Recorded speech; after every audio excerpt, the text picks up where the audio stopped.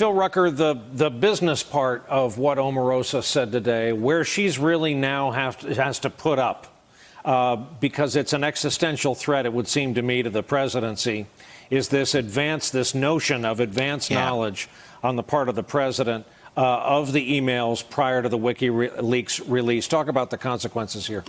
Well, the consequences could potentially be great. I was really pretty flabbergasted when she said that in the interview with Katy Tur this afternoon, and I think Katy was surprised as well. I mean, we've not heard anybody in Trump's orbit make that charge or make that disclosure that the president knew about these emails before they came out from WikiLeaks. If he did know about them, it would indicate some sort of conspiracy. And of course, he's been denying for months, for more than a year, frankly, that there's been no collusion, that he had nothing to do with Russia, that he didn't know about this stuff. So, you know, I don't know where Omarosa Manigault-Newman came up with that. I don't know if she was sort of saying it in the moment in an interview and didn't fully sort of understand what it was she's revealing. She did not get into detail in the interview. She also has not subsequently provided any evidence to back up her claim. But if she's correct, it could be a really big legal problem for the president. Hey, Congresswoman, even though you're a lawyer yourself, please engage in rampant speculation. If she does have the goods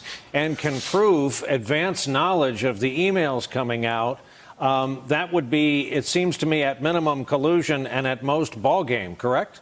Well, I think so. And I mean, the fact is that she's already been before the special counsel. It seems likely that she's going to get called back, I would think, and provide whatever else she has. And so I think you're right. I mean, this is one of these notions. When I heard that today, my mouth just was open, because that is the whole ball game right there. And so now she's in a position where she really does have to put up. Jonathan Lemire, there's a theory that started floating around yesterday, today. It was the thing to say that maybe Manafort could bring down the House. Maybe it would be Gates or Flynn. Maybe it was going to be Michael Cohen of New York. But in the last 24 to 48 hours, I've heard serious people say, this is the woman who could burn down the House. Well, there's certainly a number of contenders, as you just listed. And to this point, the president remains standing in his house around him. But yes, there is something perhaps uniquely dangerous to this West Wing that Omarosa can provide. She was there every day. We do not know how many recordings she has. Apparently had her iPhone with her the whole time.